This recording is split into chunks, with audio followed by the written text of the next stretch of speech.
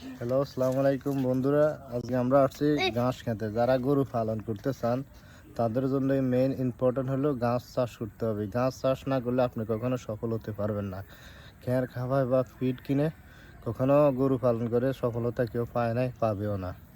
ফিডের অনেক দাম, আবার খ্যারেরও অনেক দাম। সেই জন্য আপনাদেরকে আমি রিকোয়েস্ট করব, যারা গরু পালন করতে চান নতুন উদ্যোক্তারা, ঘাস চাষ করতে হবে।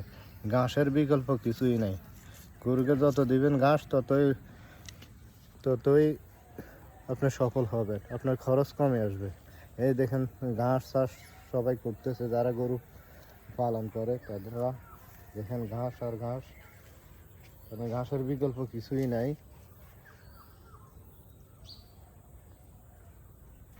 তাই নতুন উদ্যোক্তা যারা হবেন তারা বিশেষ করে এভাবে ঘাস চাষ করবেন।